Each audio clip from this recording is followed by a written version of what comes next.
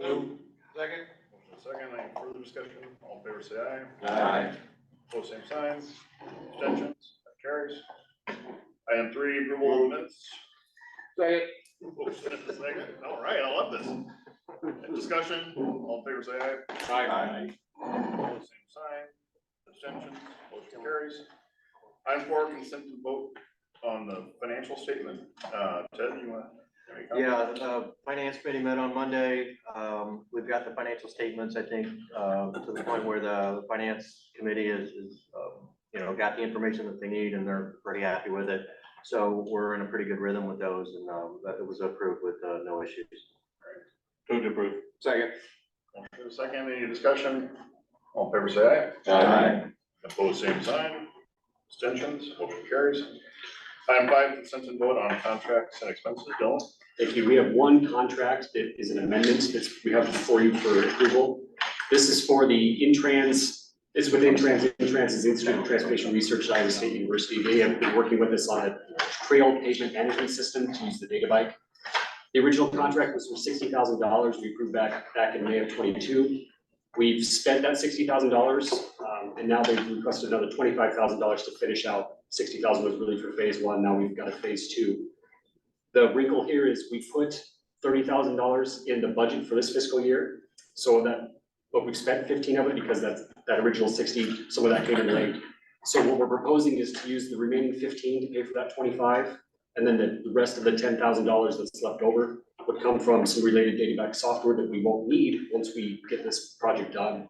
And the rest would come from unbudgeted reserve funds that we'll have at the end of the year. So if there's any questions about that, I'm happy to take them.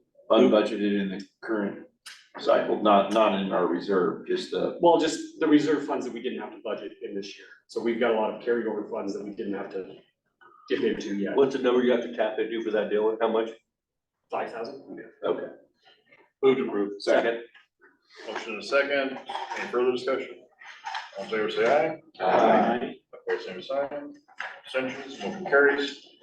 Item 6 is a report and vote on the 2024 meeting dates, and you have those before you. I don't know if there's anything further. No, there's not a lot to add here. As normal, we push back the exec meeting because of the DC trip. Otherwise, it's pretty status quo for what we've done as far as the second Wednesday of the month. I mean, just one thing, and it's not really a big deal because you always do it, but March 13th is spring break. A lot of people are out of town that. Yeah, we can address that if we want to. Is it that week or is it following? That's typically why we went away from doing the policy meeting, but there's multiple. I think it's. We can do that one, you wanna do that one March 7 or 6 or?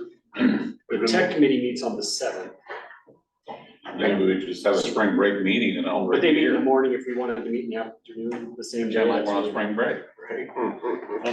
On which day? On March 7th, if you wanted to meet on March 7th, we'd want to let the tech committee meet first, just because they report to this group. But if they meet in the morning, this group meets in the afternoon, that would be okay. I mean, either way, I mean, I just know that it's sometimes. But that's why we don't have. It's usually always an issue. That's why we don't have a policy getting in that too, so. Yeah. So you wanna make that change? Would that change? Is that? Make it March 7th in the afternoon. What time do they Well, we meet? can meet at The tech, we can still do it over lunch hour, right? no, that's true, yes. Perfect. If they meet in the morning. we Yeah, they still- meet at 9:30, so their meetings are very short. Typically. I'll make that motion to change that to March 7th, the executive meeting. And move approval for that agenda item. Second. Motion is second, any other discussion? All in favor, say aye. Aye. Opposed, same sign. Abstentions, that carries. All right, item 7 is report and vote on the decision making tree, Bill. Thank you. We've shown you this a couple of times now, but we've developed this decision tree to help identify which projects the ABO gets involved with and at what level we get involved. I'm happy to walk through it in detail again, but we've discussed this a couple times now, so I want to spare you that if you're comfortable with it. Really nothing's changed since last time, so we just want to get this formalized, and that way we can use it when we start to develop the budget, the work program early next year, as well as the long range plan when we get to that point also next year. If there's questions and concerns, happy to take them, otherwise this is for your approval. Second. Motion is second, any other discussion? Good work, Dylan. gives clear path to the, staff. Very, Yep, I agree. and us also. And if we find it's not working for us, we can always come back and the rest. Once we get using it, we come back with something. Yeah, no, I think it's really good. All right. All in favor, say aye. Aye. Opposed, same sign. Abstentions, motion carries. Item 8 is your quick start. What you got going on I'm there? restarting my phone. I apologize. 8 is a report on the MPO representative selection process, Bill. Thanks. This is more of a reminder than anything of just, we're coming up on the end of the year and now it's time to start appointing new representatives for the next calendar year. So I wanted to walk through what that looks like. If you go to the next slide, the process is a little bit different depending on the size of community. So communities under 50,000, each community appoints who they want to serve on the tech executive policy, the tech and policy committees. For executive committee, we have these 3 sub areas. So each of those sub areas need to appoint who they want to serve on that executive committee. And each sub area gets 2 representatives that serve on that committee. So we will be sending out notifications to those sub areas of what that process looks like. Basically, the mayors get together and appoint who they want to serve on exec. For the communities over 50,000, you have a direct representation. Also, Polk County, you have a direct seat on the executive committee. So it's just kind of normal process. You pick who you want on there, and that's on the next slide. Go ahead there. So that one's a little more straightforward. So in terms of process going forward and timeline, we will start soliciting those in the next couple of weeks. Kind of mid-November is when we send those out. Those are due back at the end of the year. We want to give time for people to figure out what, with the election that just happened, of how the committees shake out. And then once those committees have been set, then that's where a nominating committee comes in and starts selecting officers. Once we know who's on exec, then you can choose from among those who are the officers for the MPO. So no vote or anything. This is just kind of an update and a reminder on how this works.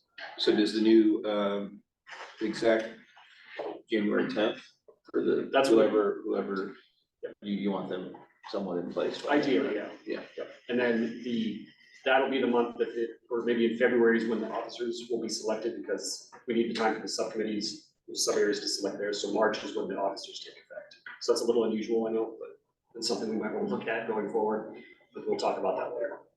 Right. You talk about that later this week? Yeah, a little bit. Yeah, Okay. that's the thoughts on that. Okay. Currently, as our bylaws, 20 years since today, this is the process that's outlined. And I will be appointing a nominee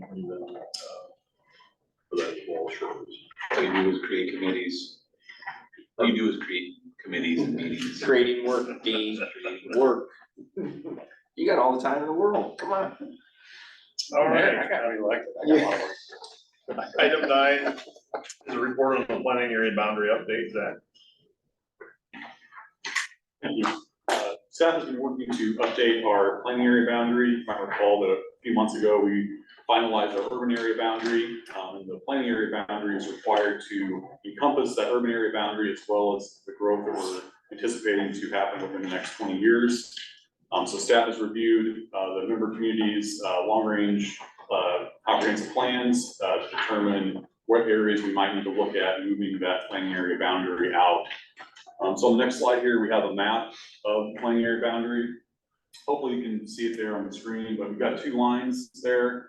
One is a black line, that is our current existing planning area boundary, and then the red dotted line is what we're proposing for the new planning area boundary, the updated planning area boundary. If you go to the next slide here, you can see there are kind of 2 areas that I would call your attention to.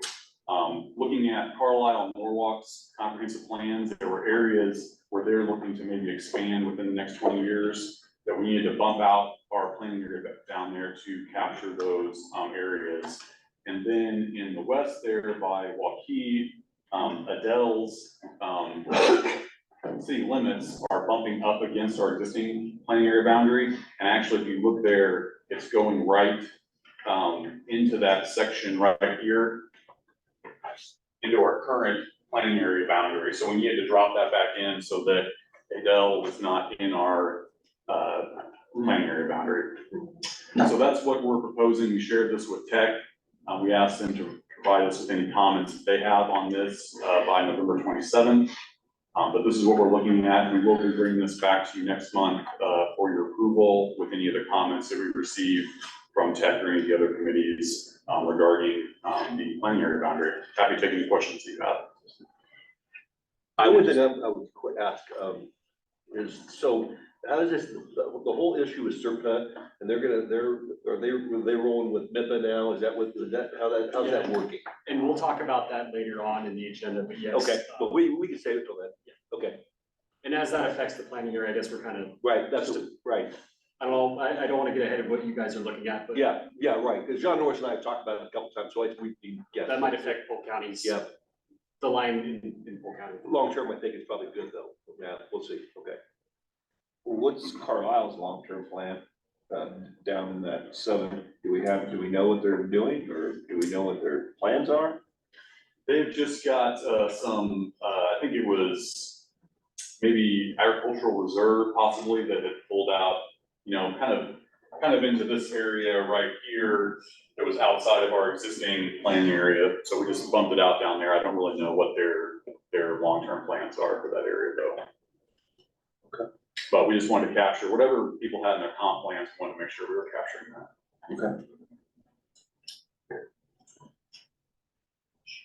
Okay. Any other questions on that? It's a report only, so. Item 10 then is a report on the mobilizing tomorrow. Thank you. I want to give you a quick update on what staff has been working on for our LRTP update. So a couple things that we'll touch on are the funding projections. We'll also touch on the growth scenario, project solicitation, and briefly on the CRP funding, mostly focusing on what we're doing for funding projections right now. We do have some new federal guidance out that only requires us to look at fiscal constraint for the first 10 years of the long range plan. In the past, we had to look at fiscal constraint over the whole 25-ish years of the long range plan, but now we only have to look at the first 10-year period. So what staff has done is we've developed the preliminary funding projections for that first 10-year period, which is 2025 through 2034. And what we did is we looked at those funding sources that you see on your screen. On the federal side, we looked at our STPG funds that we get, as well as our transportation alternative funds, and then also the CRP funds. On the state side, we looked at road use tax funds, and then for local, we looked at property taxes, bonds, things of that nature. So we looked at historical data. You can go to the next slide, Gunnar. Looked at historical data for each one of these sources to determine an annual growth rate.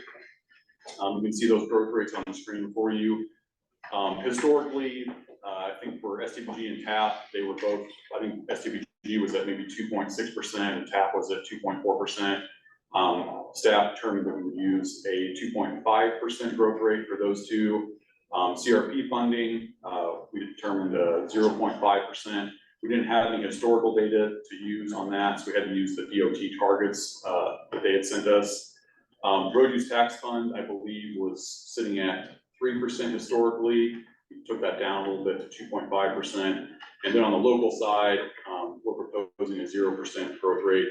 That's really just kind of carryover from what the finance subcommittee recommended to us last time we went through this, just kind of based on things that are happening at the state level regarding property taxes and such. They felt like we should do a conservative 0% growth rate. We did share all these growth rates with these proposed growth rates with the finance subcommittee at their meeting on Monday, and they didn't have any issues with any of these growth rates that we're proposing. Go to the next slide. We got a table on here that kind of walks through what those actual funding projections look like for that 10-year time period. We use that annual growth rate to determine annual funding increase, and then we do a straight line projection. So we're not using a compounding effect there. Historically, I would note that looking at the street finance reports, the local communities spend about 40% of their local available funding for transportation on actual construction projects. So we have taken that local number and taken 60% off the top of that to account for where that other funding is going for, you know, debt service or maintenance type projects. And what we're going to have in that first 10-year period is a little over $2.5 billion available for construction projects in the LRTP in that first 10-year time period. And that is the time period that we'll be asking for projects in. As far as next steps go, we will bring this back to the December meetings for your approval. We still need to work with Iowa DOT staff and DART staff to develop funding on projections on their funding sources. But as far as the funding sources that we as NPO kind of have control over, we've looked at all of those. I'll touch on a few other things, but if there's any questions about the funding projections, I'll pause for a minute. So just a real quick update on a couple other things that will be coming down the line on the long range plan here. Growth scenario, staff is currently in the process of updating housing and employment numbers for the base year, and then we'll be doing projections for each of those. We're also finalizing the transportation analysis zones, the TAZs, which we will be distributing out to each community so they can fill in kind of their growth for the coming years. Project solicitation will also be doing that here within the next month or two. We'll send out a Google form to each one of the member governments so they can submit the projects that they want to submit in the long range plan for that 2025 through 2034 timeframe. And then the last thing I'll touch on real quick. Last month we discussed the carbon reduction program funding, which is that new funding source that we are going to have. At the last meeting, you gave us some guidance on how you'd like to see us proceed with that. And you felt that you wanted us to kind of go through our long range plan process and kind of strategically think about that funding before we allocate it. We have received a little bit more guidance from the DOT. They really want to see those funds programmed in the next TIP development. But what they did tell us is that we can go ahead and go through the process that we want to with LRTP and then amend those funds into the TIP later in the year after it's approved. So probably sometime in November, I would guess, of next year or December of next year, we'd be able to amend those funds in. So if you want to still continue down that path, we can still do that where we kind of strategically think about that funding as part of the long range plan.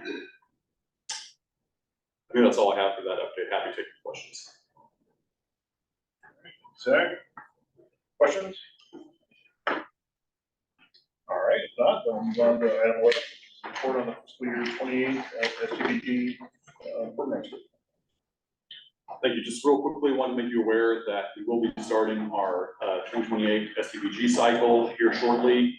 We'll have the applications posted on the website on December 1st, and those applications will be due on January 5th of next year.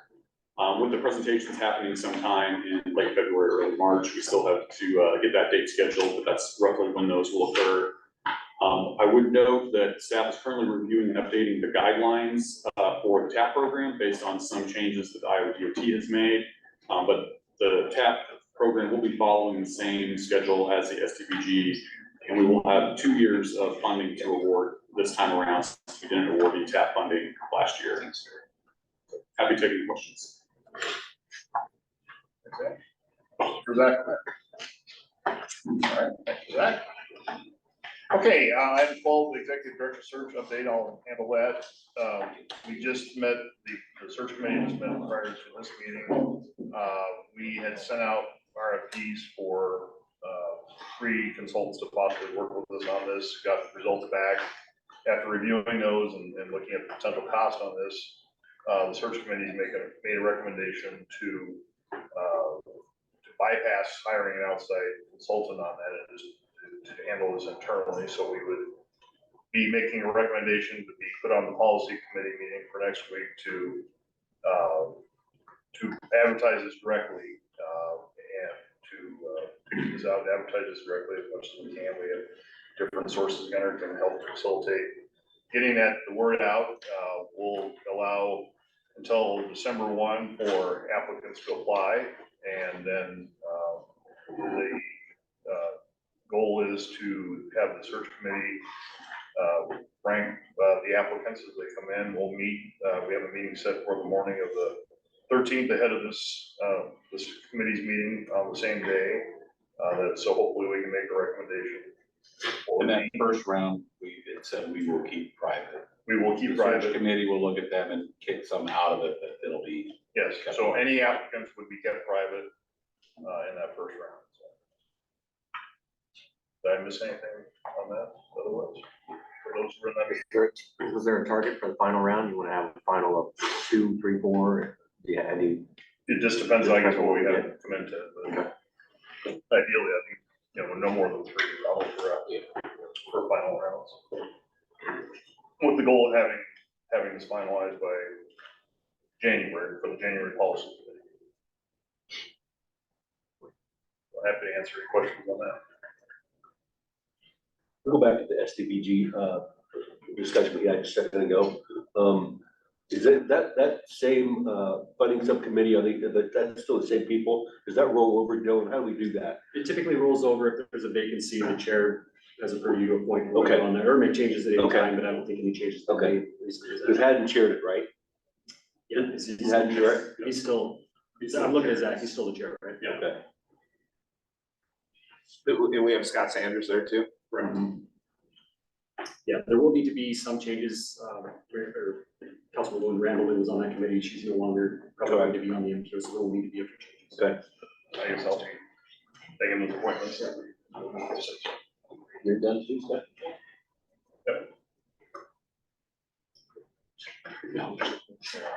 Okay, 13 is director's report, Dylan. Thank you. I've got a couple items for you here. The first one is just a quick update on where we're at in terms of presenting to our member communities at the city councils or boards of supervisors. We've gone through a handful of these already, so we've been through about a third. You've got another third scheduled, and the other third we're kind of just waiting to hear back from, or they've wanted to wait until after the first of the year when the new councils get seated. We've had ours, I'd cancel yours, they're kind of boring. Probably things you've already heard, but it's good to get the other council members up to speed. I suppose you're right. So then if you go to the next slide, this is something else you've seen a few times, these 3 key recommendations, just a quick update on these. In terms of the first one, the strategic planning and the long-range plan, as Zach just gave the update, we're getting close to soliciting projects. We know what the funding is now, so then early next year, we'll start to have a better opportunity to match the projects to the funding and kind of think more creatively about how we go about that. One other thing with respect to that is we have been working with the organization Transportation for America, T for America. This is a group we've been involved with for a number of years. We've engaged with them to see if they can help us with this. Their director is a former USDOT employee that helped create the Tiger program that is now the RAISE, what they call RAISE. So it has a keen insight into what makes good applications and how we go about that. Something that they offered just yesterday to us is they can basically put on workshops to help coach not only the MPO, but our member communities and what makes good applications so that we can be hopefully a little more successful in those applications, not just for RAISE, but for all the different discretionary programs. So I'll put that out there, and that's something we'll be scheduling here soon and have coming forward.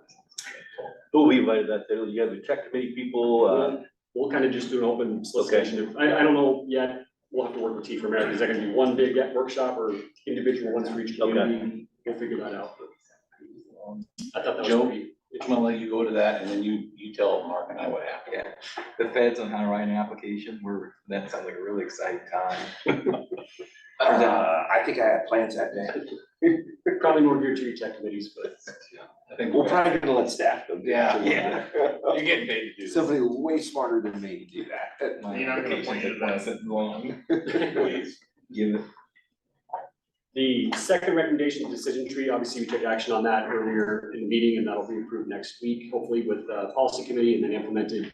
And then the board assessment, this is what we alluded to a little bit earlier, recommendation, and I've spoken with the chair on this, is when the nominating committee is appointed to select officers, that another task that they have is to look at that, just our board makeup, our structure, what we have in the 2080. This is similar to what we did 5 or 6 years ago when we made the changes we did. I think it was the nominating committee, and I believe Ted, I believe you were on that at the time. So you're familiar with it. That's the process we went through that at that point, so we're recommending to do the same thing here. I don't know if there's anything else you want to comment on that.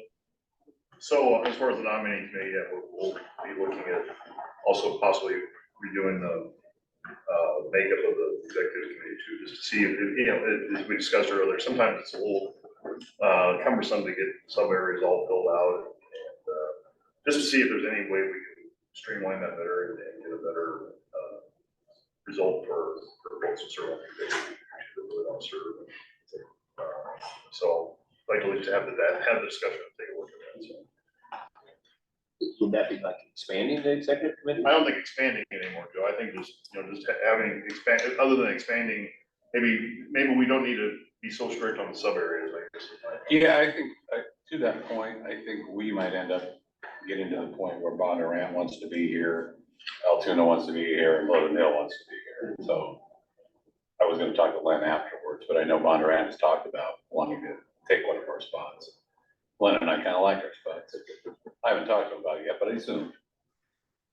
Well, I think we could you know, what we can do is have, I still think that the executive committee does need to be reflective of the area as a whole. They can't focus on just any one area, but I think my thought, and I've talked to Bill before about it, is just be a little more flexible, allowing,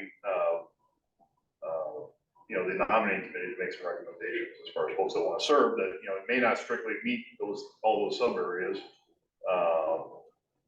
That we could still do that, but not necessarily be totally tied to matching every sub area. Thanks for looking at it, appreciate it. So all that's in the 2080 agreements, right? Yeah, so if we do make a change, that'll necessitate amending Right. the bylaws, a year and a half worth of, Yeah, because we just changed it when. well, we did Gear it was- 5 or 6 years ago, yeah. It's So been- 2018 it's is been- when we did that, so 5 years. 2018. Yeah. Yeah. Time flies. So now we can look back at the last 5 years and did this work as successfully as we wanted it to? Obviously, the committee's bigger, but some of there are pros and cons to it. So you would look at expanding this committee is what you're saying? If my personal opinion and something I've talked to a few people about is, one of the feedback I received when I went out and met with everybody is that the executive committee is perceived as the one pulling all the strings and doing everything, where policy committee is a little bit more off to the side. So is there a way to make the policy committee a little bit stronger, and is that potentially making the executive committee smaller? To put more onus on them, and I obviously, you all have an interest in being here, so I understand that's maybe a interesting proposition to throw out there. But a lot of other organizations, their executive committee is basically the chair, vice chair, secretary, treasurer. It's just the officers, it's a little more informal. That's an option that I think should be looked at. That's just my opinion. It's up to you guys all, so. I'm not opposed to that. Yeah, it would be nice to figure out a way to fully engage the policy committee members. And we're never gonna get them all, but you know, I know when I first got here, you're like grounded in this stuff, you know, and, but I'm fearful that at least half or maybe more of the policy committee members come to meetings once a month or whatever they may be, and they really don't have a clue what they're voting on.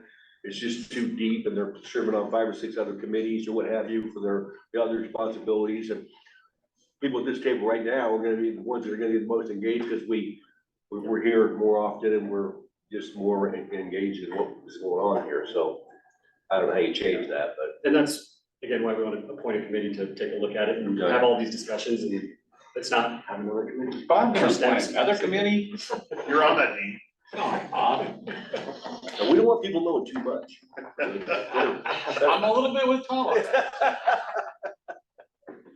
so, again, nothing to decide today, but I think we just want to at least have the discussion, so I think it's just worth having a discussion. Got a couple other things for you, just a few miscellaneous things. Sorry, this is a longer update today. We did get a request from the Waterloo Cedar Falls MPO asking for our MPO to sign on to a letter of support to the Iowa legislature for the state to rejoin the Midwest Interstate Passenger Rail Commission. This would be a step to help further study getting passenger rail to Iowa. You know, this was a big deal 10 years or so ago, and it's kind of dropped off. They're in support, and I think they're reaching out to other MPOs. So if that is something that this group's in favor of, we can sign on to that. We can bring this back as a formal item if the group wants to approve it, but I just want to get let you know that, get initial feedback from you. We know what Modal's position is at the DOT. I've attended the passenger rail advisory committee meetings, and they've talked about this as well. And the kind of hang up is, well, the legislature's technically not allowed us to sign into that. So I think they'd be supportive, but we'll double check. That could be worthwhile. Next item, the finance subcommittee had an update on the audit earlier this week. The auditors were in our office in mid-October, here for a couple weeks. The auditors, Denman didn't have initial, a draft for us or anything yet, but they did kind of point that things are looking pretty good. A lot of the processes we identified and we implemented happened late in the fiscal year, so it's kind of to be determined how reflective that'll be for the whole year's audit, but they said things are trending in the right direction. Long story short, we should have the audit to us as staff at the end of this month. We'll have that on the December agendas, and the finance subcommittee will take a look at that in December as well. And that's much earlier than we typically get those in March, so we've gave them notice we need those earlier in the year. They've followed up on that. A couple other quick updates. Capital Crossroads, if you're not familiar with that, they're getting close to launching the 3.0. They've asked me to serve on that steering committee. I was involved in the steering committee for the plan, so they want me to stay on to that. So just update there. And the one thing I want to get some feedback on, former director had verbally committed to be an investor, for the MPO to be an investor to the partnership over a 5-year commitment. That would be at a $2,500 per year level, so $1,200 or $12,500 over that 5 years. So this is one of those weird, our policies say anything under 5,000 is purview of staff, but since it's cumulatively over that, I wanted to bring that to you all, get the feedback if that's something we want to do. Is that something, Well, do what's we the benefit from it? Yeah, what's the I guess, I need you to elaborate, what's the benefit of, I mean, we all obviously, all of our communities give them money, Right. so. I would vote no on that. I knew where you were All coming day, from, I every just day. need to know what the benefit was and what. You're gonna get a no vote out of Dean on that one. If you look at the actual list of benefits received by being an investor into the partnership, Yeah. a lot of that doesn't really apply to the MPO. We don't care Right. about site selections and some of that sort of thing. It's probably more of just a signal of their partners with us on a lot of initiatives and do we want to be supportive? So Well, I that's think- again why I want to bring it to you and I think we're supportive with them, obviously. It seems like everything that they don't wanna do has somehow or another kind of gets dumped in our lap anyway, so I would say that we are very supportive of them in many ways. Asking us for $2,500, I think is a little much, I guess, but I'm just one vote here, but I guess I would like to hear what everyone else seems to think, but I'm not sure why the previous director would commit anything without bringing it in front of us, and I guess that's the reason that we're all here and you're sitting there now. And anyway, I don't think they need our money. Here's what I'd say. I'm not concerned about $2,500. It's not a lot of money. As much as I am concerned about the relationship that we have with them. I mean, I get a little bit nervous when Joe mentions, when a lot of the initiatives that they come up with at the partnership, it's got great ideas, great for the central line, all this stuff, but we really can't do it. So let's get or someone else to be the lead on stuff. That's the part I get concerned about. If they want to do it and they think it's a great initiative, then you lead on it, then you do it. You don't come up with the idea and hand it off to everybody else to do. That's only the 2,500. I don't care about Well, that. I mean, just so we know as an example, I mean, is somebody like Dart, are they an investor in it, or? I'd have to check, I don't know. Well, I'm serious, I mean, I could probably guarantee they're not. I mean, to Maybe Joe's I'm point- completely wrong. to Joe's point, our individual governments already give money to them, so Yeah. why? We're just why would we swapping do it in a money. different Let's format, quit swapping right? money here. Exactly, it's like, a shell game. yeah, that's exactly right. The one tangible benefit that I see is we get a discount on the diesel trip.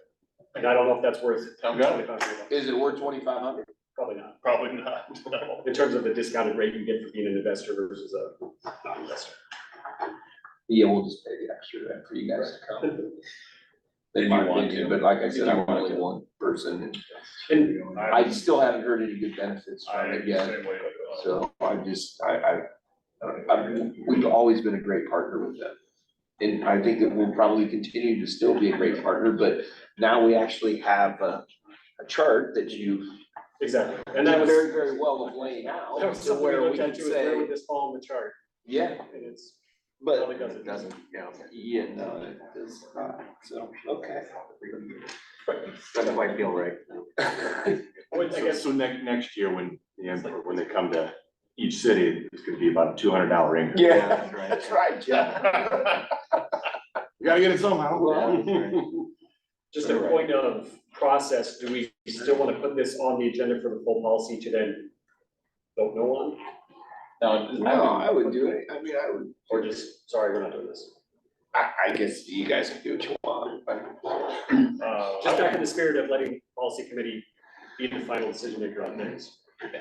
You can put it on the policy committee agenda with a statement that the executive committee will not recommend approval. Yeah, that's the way I would do it. Yes, I think that's. Great point.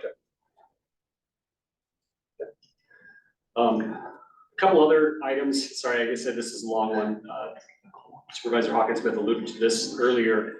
Just to put you on notice that SERPA, we've had a contract with SERPA since 1994. SERPA is basically the MPO, but for the rural area outside of our MPO.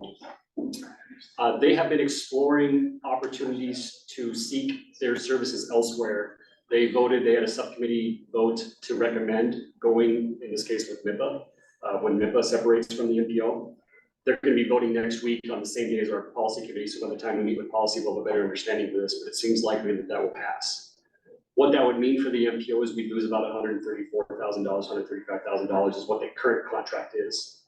To offset that, essentially, that's one planner position. We have a vacant planner position, we just wouldn't fill it. That's So does that planner work on SERPA? it wouldn't be an exact swap, but yeah, we do have a planner right now that does work on SERPA that would most likely go with that. Okay. And So it doesn't cut us short if we cut a staff? the only Because thing we're is, losing out on we that lose work. a planning position that did more than that. It's basically funded through that position, but they were able to do a little bit more. We would lose that. But in terms of dollars and cents, it's about even. We just lose a position, if that makes sense. Okay. Do we know the reasons for why they're wanting to go this route? Yeah, a couple of things. One is with MIPA leaving, like I said, they just feel more of a relationship with those communities. Now, MIPA covers all of Central Iowa, includes the metro as well. But basically, they're in a situation now where SERPA's contracting with the Des Moines Metro when there's nobody from the Des Moines Metro on SERPA, if that makes sense. And two, I think it's a little bit of hard feelings over the whole MIPA situation. A lot of them are members of MIPA as well, and there's kind of a fear of, well, are we next, or we just don't like what happened, and so they're gonna go off and do their own thing. And I defer to other staff if they want to elaborate on anything further, those that work closely with it, but I think that about sums it up. No, I think Dylan did a great job of summarizing the thoughts and things that were discussed at the committee meetings. And then furthermore, there are a few MPO members that are members of both, Polk County being one, so we've had some initial conversations with the county of, do they want to be involved with an organization that might be housed with MIPA, and if not, there's an opportunity to bring the full county into the MPO. Right. Well, they're still exploring that, but that's something we've discussed. Which gets back to that planning area boundary item that we talked about. But are you still a member of MIPA? You're not a member of MIPA. No, this is SERPA, he's talking about SERPA. But SERPA, like, right now, SERPA contracts with the MPO for service, they would in turn contract with MIPA for service.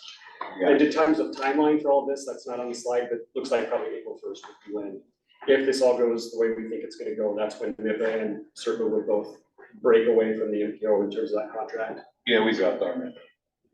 Okay. So when that happens, in terms of financial impact, we'll probably have to do a budget amendment to address all of that, but we'll have time to address it.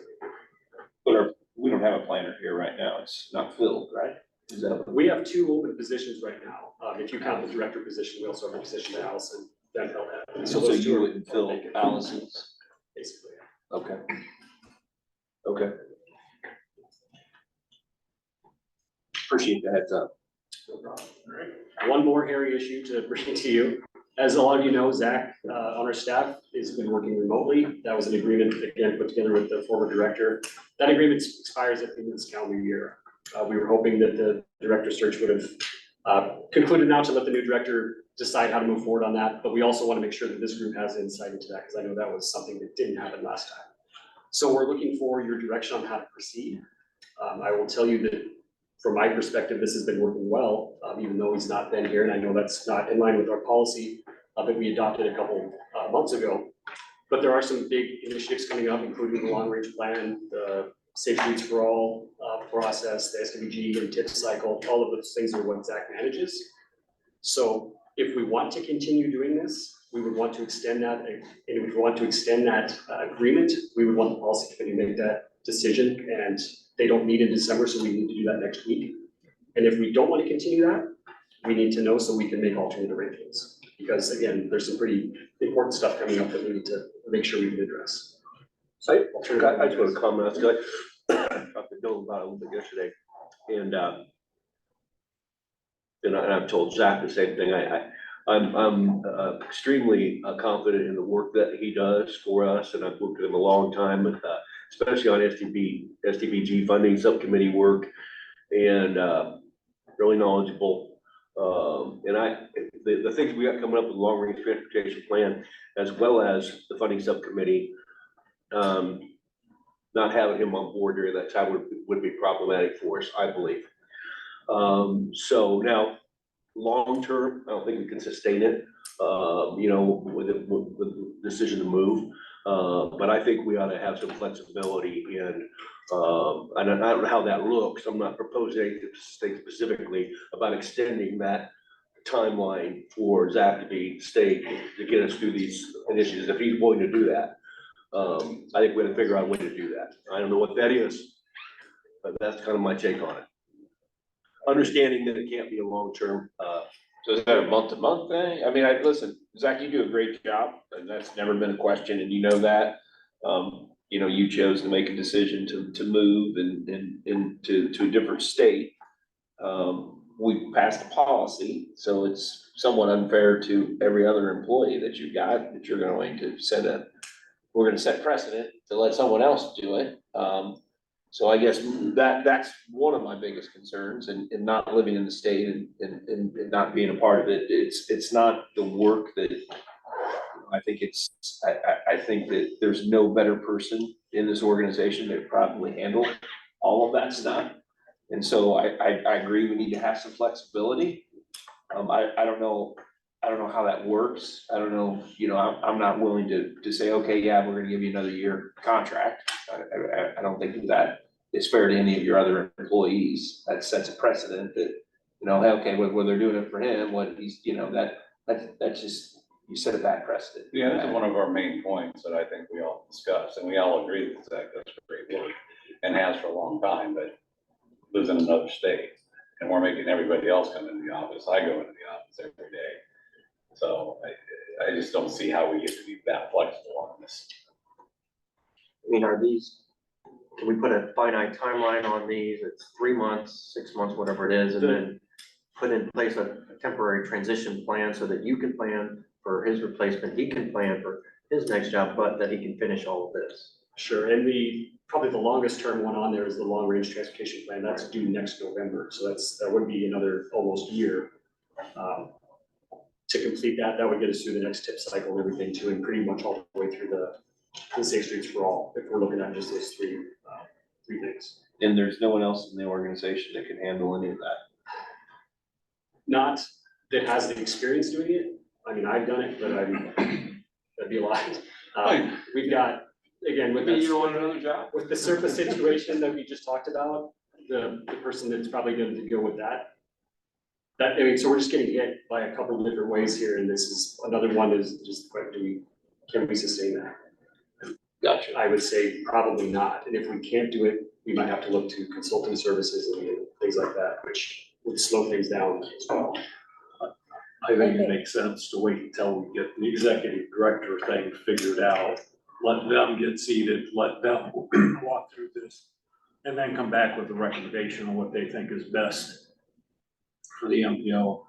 I agree with everything that Tom said, and, I mean, to me, yes, we passed a policy, but, you know, liken it to zoning, you change zoning on a property, but if a property is existing use doesn't fit that, you grandfather that in.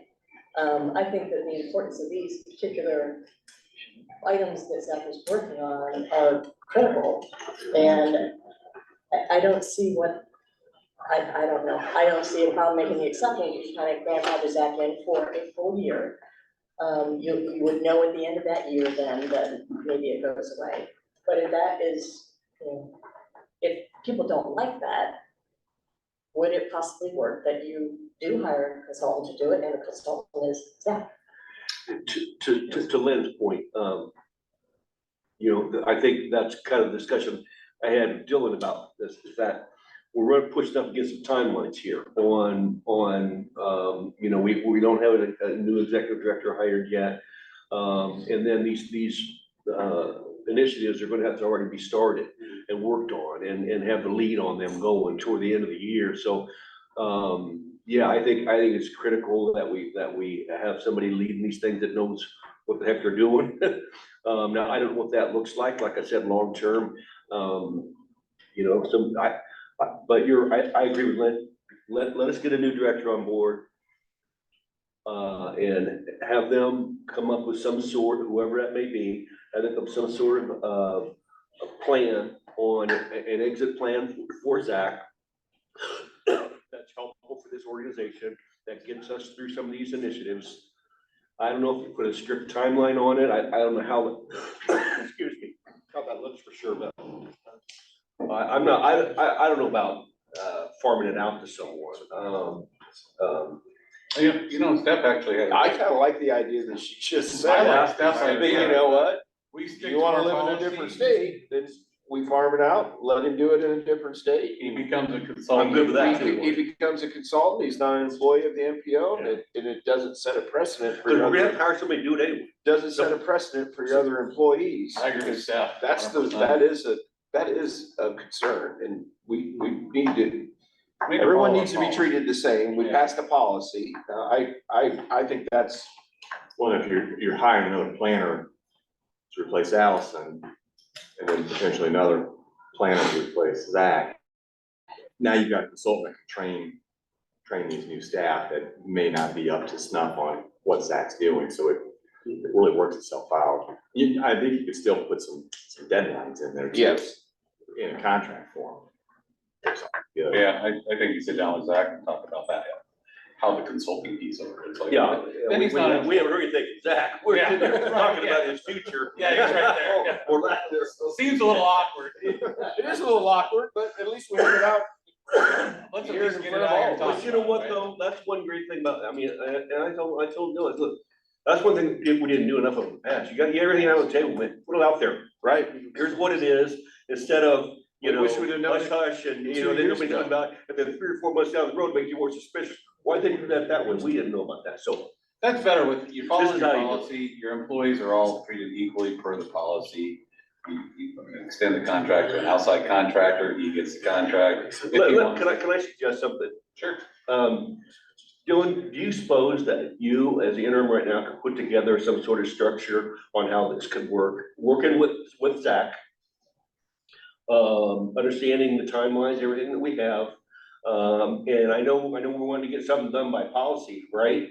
That's the timeline crunch that we have. Have to have something together, can we get it out to someone, disseminate it somehow? And say yay or nay, or how would we do that structurally? How can we do that? Scott, do you have any idea? I mean, are we tied to, okay, this committee would have to come back together again, or we gotta have a plan. Yeah. And it's gotta be approved here before it goes there, I think. Aren't we, make, or recommended at least? Don't you I think? think having this discussion would give us enough guidance that we can take to policy, if that's what you're. Okay. Wouldn't have to meet again. Right. So we Okay. could have it on for policy for next week. Okay, I like that. And Scott and I were just talking, I mean, there is a termination date right now of December 31, so we do need to take some action, so. Let's just make a decision of policy and. you feel comfortable putting something together like Yeah, that? we can put something together. Okay. And have, You know, we'd have to and- make sure and Zach's make- okay with it too. make sure you have the conversation with Zach. Yeah, Zach. He might say Sorry he's about not a your luck. consultant, he's gonna go get a different job. I mean, he might not be able to do that. And again, that's why we need to do this now, because if that's the case, at least we've got a little Yeah, time to prepare right. for it. Because a consultant, it doesn't come with the benefits, it doesn't come, I mean, that's a different, that's a decision. That's true, that's good, that's kind of a good idea. He'll, he'll have to make it for himself, but. Steph, as she's walking out the door, just drops. it. Yeah, you just drop the mic and bam. Yeah, we'll do that. Okay. I think that's all I have for you. All right. I had something, I don't know, I mean, Steph, I may not be at the next meeting, and Steph may not, but I just wanted to point out, I think Steph's off city council at the end of the year, she's retiring. And I know, I hang out in Norwalk a lot because I belong to Apple Valley, and my wife's friends that play golf with all the lady groups, but I know that Steph is very committed to her job at Norwalk, and they're a better place because she served it, so I know she's put her heart and soul into this as well, and so I just wanted to point out what a great job Steph's done as city council person in Norwalk, so And I would appreciate her. echo that with this gentleman right Oh, here. absolutely right. It's terming out at the end of this year and. Terming out? I don't know what you're doing. You're retired, you're done. So maybe we have in our meeting in December, which I assume you will recognize. We don't have a meeting in December though, do we? Exactly. I think it's a policy meeting. I think They vote to that serve. policy next week, we will recognize everybody. Perfect. Full Right. policy. Yes, Thank you, that's a Bob. good, yes. So you gotta show up, guys. Mayor, you gotta be here next week. But seriously, and to echo the point though, thank you for both of you here today, but for everything you've done for our organization over the years. And, I won't be here next week though. You'll still be pulling signs out. No, I'll be sitting on the beach. I can tell you that, I will not be here. Who wants to see that? All right, is there anything else for the good of the order today? If not, we are adjourned. Thank you, everybody. Have a great rest of your day.